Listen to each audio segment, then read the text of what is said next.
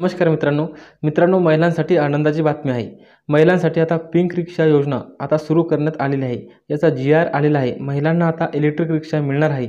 यासाठी अर्जाची पद्धत काय आहे, कागदपत्रे कोणकोणती लागतात, पात्रता नक्की काय आहे, कोणत्या महिला अर्ज करू शकतात, अटी शर्ती काय आहेत, संपूर्ण माहिती आपण या व्हिडिओमध्ये जाणून घेणार आहोत। तर त्यासाठी व्हिडिओ नक्की शेवटपर्यंत पहा आणि चॅनलवरती नवीन असाल तर चॅनलला सबस्क्राइब करून ठेवा, म्हणजे असेच नवीन व्हिडिओज तुम्हाला मिळत राहतील। तर चला मित्रांनो व्हिडिओ सुरू करू। राज्यातील गरजू महिलांना रोजगारासाठी पिंक म्हणजे गुलाबी ई-रिक्षा उपलब्ध करून देण्यास मान्यता देण्याबाबतचा हा महाराष्ट्र शासनाचा 8 जुलै 2024 रोजी घेतलेला हा शासन निर्णय आहे।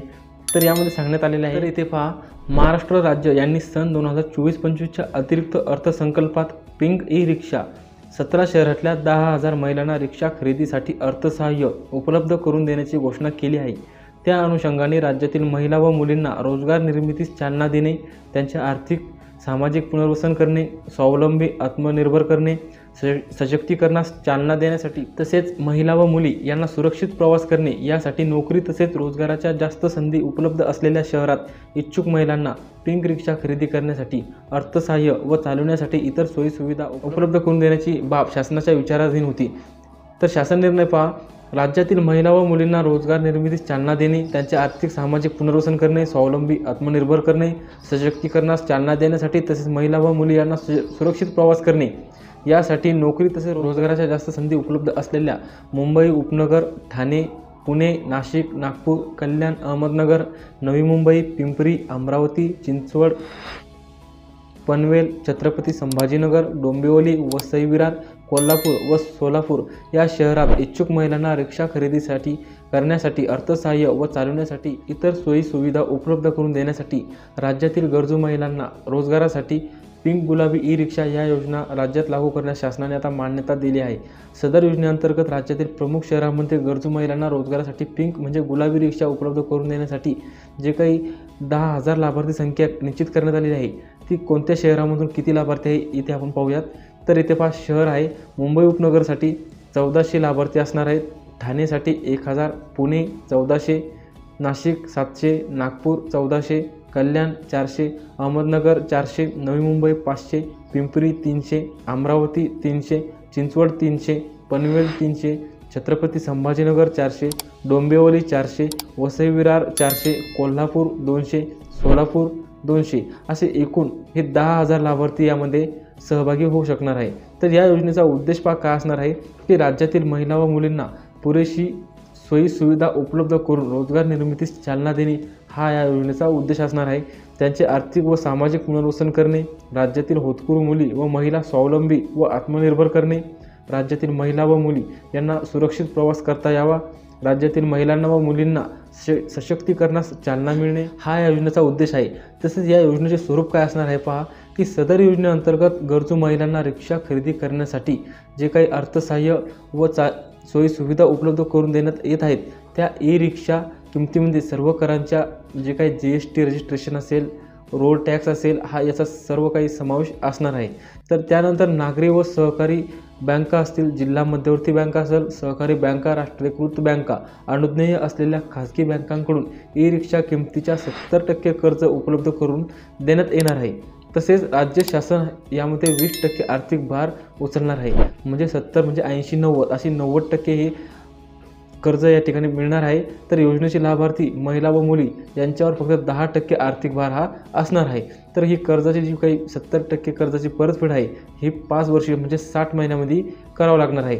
त्यानंतर योजनेचे जे काही लाभार्थी असणार आहे ते राज्यातील गरजू मुली व महिला असणार आहे। त्यानंतर योजनेच्या लाभार्थ्यांची जी काही पात्रता आहे ती पात्रता काय असणार आहे, तर यामध्ये पात्रता असणार आहे की लाभार्थी हा कुटुंब महाराष्ट्र राज्याचे रहिवासी असणे आवश्यक असणार आहे।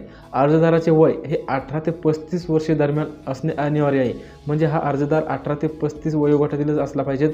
सदर योजनेअंतर्गत लाभ घेण्यासाठी अर्ज करणाऱ्या लाभार्थ्याचे बँक खातेसुद्धा असणे आवश्यक आहे। ज्या लाभार्थ्याला अर्ज करायचा आहे त्या लाभार्थ्याचे बँक खाते असणे आवश्यक असणार आहे। त्यानंतर लाभार्थी कुटुंबांचे वार्षिक उत्पन्न ही 3 लाखापेक्षा जास्त नसावे, 3 लाखाच्या आतच या कुटुंबाचे उत्पन्न असायला हवे, तरच यामध्ये अर्ज करता येणार आहे। त्यानंतर लाभार्थ्याकडे वाहन चालक परवाना असणे आवश्यक आहे, म्हणजे त्याला आपण ड्रायव्हिंग लायसन्स म्हणतो, ते ड्रायव्हिंग लायसन्ससुद्धा असणे या लाभार्थ्याकडे आवश्यक असते. त्यानंतर विधवा कायद्याने घटस्फोटित राज्यगृहामधील इच्छुक प्रवेशित, अनाथ प्रमाणपत्र प्राप्त युवती, अनुरक्षणगृह, बालगृहातील आजी-माजी प्रवेशित यांना प्राधान्य देण्यात येईल. पहा, विधवा असेल, कायद्याने घटस्फोटित असेल, राज्यगृहामधील इच्छुक प्रवेशित असेल, अनाथ प्रमाणपत्र प्राप्त युवती असेल, यांना या ठिकाणी प्रथम प्राधान्य देण्यात येणार आहे. तसेच दारिद्र्य रेषेखालील महिलांनासुद्धा प्राधान्य देण्यात येणार आहे. ज्यांच्याकडे जे पिवळे रेशन कार्ड असेल त्यांनासुद्धा इथे अगोदर प्राधान्य देण्यात येणार आहे. सदर योजनेमध्ये लाभ मिळण्याकरिता जे काही कागदपत्रे लागणार आहे ते कागदपत्रे काय लागणार आहे पहा. या ठिकाणी योजनेच्या लाभासाठी हा ऑनलाईन अर्ज करावा लागणार आहे. यामध्ये लाभार्थ्याचे आधार कार्ड व पॅन कार्ड लागेल. महाराष्ट्र राज्याचे अधिवास प्रमाणपत्र म्हणजे त्यालाच आपण डोमेसाईल म्हणतो ते सुद्धा या ठिकाणी लागणार आहे. त्यानंतर कुटुंब प्रमुखाचा उत्पन्नाचा दाखला हा 3 लाखापेक्षा कमी असणे गरजेचे आहे. त्यानंतर लाभार्थ्याचे बँक खाते पासबुक लागणार आहे. त्यानंतर पासपोर्ट आकाराचा आपला फोटोसुद्धा या ठिकाणी लागणार आहे. त्यानंतर मतदान ओळखपत्र व 18 वर्ष पूर्ण झाल्यानंतर मतदार यादीत नाव असल्याचा दाखला. त्यानंतर रेशन कार्ड, चालक परवाना म्हणजे ड्रायव्हिंग लायसन्स. सदर रिक्षा ही लाभार्थी महिला चालवणार असल्याचे हमीपत्रसुद्धा या ठिकाणी घेतले जाणार आहे. सदर योजनेच्या अटी शर्तीचे पालन करण्याबाबतचे हे हमीपत्र घेण्यात येणार आहे. त्यानंतर या योजनेची कार्यपद्धती पहा काय असणार आहे की इच्छुक महिला पिंक ई रिक्षासाठी जिल्हा महिला व बाल विकास अधिकारी यांच्या कार्यालयाला अर्ज करतील. प्राप्त अर्जांची अंतिम छाननी करण्याची जबाबदारी ही जिल्हाधिकारी यांच्या अध्यक्षतेखालील समितीची असणार आहे. पात्र अर्जदारांना रिक्षा खरेदी करण्यासाठी शासनाने निश्चित केलेल्या कर्ज देणाऱ्या बँकांची व वाहन पुरवठा करणाऱ्या एजन्सीची माहितीसुद्धा देण्यात येईल. अंतिम मंजुरीनंतर अर्जदार शासनास निश्चित केलेल्या वाहन पुरवठा एजन्सीला मान्य असणाऱ्या बँकेत रिक्षा खरेदीसाठी 70% कर्ज मिळवण्यासाठी आवश्यक कागदपत्रांची पूर्तता करून कर्ज मंजूर करून घेईल. बँकांकडून घेतलेल्या 70% कर्जाची रक्कम फेडण्याची जबाबदारी ही अर्जदाराची असणार आहे. म्हणजे ज्या महिलाने जे 70% कर्ज घेतलेले आहे ती त्या महिलांची जबाबदारी असणार आहे. बँकेने अर्जदारास रिक्षाच्या किमतीच्या 70% कर्ज मंजूर केल्यानंतर अर्जदार ज्या वाहन एजन्सीकडून रिक्षा खरेदी करणार आहे त्या एजन्सीला 10% रक्कम भरेल. अर्जदारास परमिट मिळाल्यानंतर शासनामार्फत देय असणारी 20% रक्कम ही संबंधित वाहन एजन्सीला जिल्हा महिला व बाल विकास अधिकारी यांच्यामार्फत देण्यात येणार आहे. रिक्षा खरेदीची संपूर्ण किंमत ही संबंधित वाहन एजन्सीकडे जमा केल्यानंतर वाहन अर्जदारास उपलब्ध करून देण्यात येणार आहे. त्यानंतर पिंक रिक्षा लाभार्थी महिलेकडूनच चालवली जात आहे याबाबतची तपासणीसुद्धा करण्याची जबाबदारी वाहतूक नियंत्रक पोलीस विभाग आणि परिवहन विभागाची राहील. तसेच सदर पिंक रिक्षा पुरुष चालवित असताना आढळून आल्यास संबंधितांवर कारवाईसुद्धा करण्यात येणार आहे. लाभार्थी महिलेस पिंक रिक्षा मिळाल्यानंतर सदर रिक्षा महिलेने चालवून अर्थार्जन करणे व स्वावलंबी होणे अपेक्षित आहे. सदर योजनेची अंमलबजावणी नियमानुसार होते किंवा नाही हे तपासण्याची जबाबदारी संबंधित जिल्हा महिला व बाल विकास अधिकारी या कार्यालयाची असणार आहे. या योजनेच्या लाभार्थी महिलेने ई रिक्षा घेऊन न चालविणे तसेच कर्जाची रक्कम परतफेड न करणे अशा प्रकारच्या बाबी निदर्शनास आल्यास संबंधित जिल्ह्याच्या जिल्हा महिला बाल विकास अधिकारी सदर महिलेच्या अडचणी लक्षात घेऊन त्यांचे समुपदेशन करून समस्याचे निराकरण करतील. तदनंतरही अशा प्रकरणात समस्या कायम राहिल्यास जिल्हा महिला बाल विकास अधिकारी यांच्याकडून बँकेशी चर्चा करून नियमानुसार आवश्यक ती कार्यवाही करण्यात येणार आहे. सदर योजनेची अंमलबजावणी सुकर व्हावी यासाठी कार्यपद्धतीमध्ये बदल करण्याचे अधिकारी मंत्री महिला व बाल विकास यांना राहतील. तर या योजनेच्या अटी व शर्ती काय असणार आहे पहा. सदर योजनेअंतर्गत लाभार्थी महिलेला एकदाच लाभ घेता येणार आहे. सदर लाभार्थी महिलेने शासनाच्या इतर विभागामार्फत राबविण्यात येणाऱ्या ई रिक्षा योजनेचा लाभ घेतलेला या अगोदर नसावा. त्यानंतर सदर लाभार्थी महिला ही कर्जबाजारी नसावी.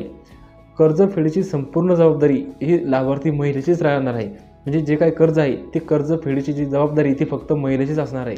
तर अशा प्रकारे ही संपूर्ण योजना आहे. याचा GR तुम्हाला आपल्या टेलिग्रामवरती दिलेला आहे. याचा जर ऑनलाईन अर्ज सुरू झाला तर आपल्या चॅनलवरती याबद्दल व्हिडिओ येणार आहे. तर त्यासाठी आपल्या चॅनलला सबस्क्राईब करून ठेवा, म्हणजे आपल्या चॅनलवरती आलेला व्हिडिओ लगेच आपल्याला मिळणार आहे. तर मित्रांनो, हा व्हिडिओ कसा वाटला आपल्या मित्रांना नक्की शेअर करा. धन्यवाद.